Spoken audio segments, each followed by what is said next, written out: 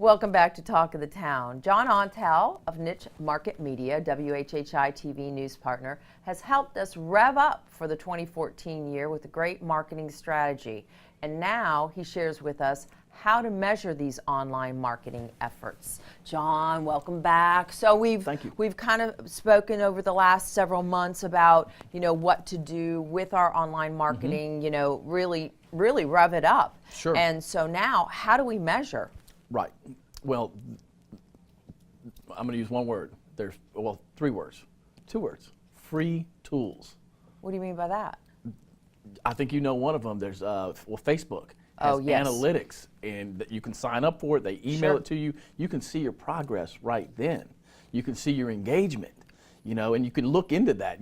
It's deeper if you go into your Facebook page. Right. And you can tell which pictures were looked at, which were shared, which were talked about, and then you've got a pretty good gauge on what is effective. You do. And you're right. I wasn't putting two and two together, but absolutely. And so that's a free tool, because sometimes businesses get overwhelmed. And that comes in without you asking once a week. You have to just sign up for it. Right. You want that alert, you check a box, and it comes to you. And it even shows week to week if you've increased or decreased in what area. And again, that absolutely would help you know which areas your efforts are hitting. Yeah, and so that's what another one is Google Analytics. Okay, tell me about that. And that's through Google.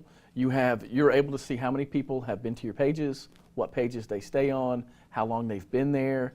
Obviously you work with Custom Audio Video, which is me, and we pull that page up once a month, and we're able to see where even those hits are coming from, what areas. Yeah, you can tell what zip code, and so you can tell what zip code people are in. So if they've Googled you, in Bluffton, in Hilton Head, in Beaufort, in Savannah, and sometimes you might even get picked up from other And we have, which has been surprising. And then all of a sudden we'll have a phone call from somebody who's looking for a certain either product line or that we carry, or a certain service we do. And then if you find out, hey, how did you find out about us? So those are some ways. But when you've got that analytics, and so the biggest thing they should do is look at the data. And if I could scream it, I would scream it. But you look at it and analyze. So that's number one. Number one, look at your data. Okay. And as far as this can kind of be confusing to businesses starting out. So what do they do? How do they sign up for some of these free tools? Sure.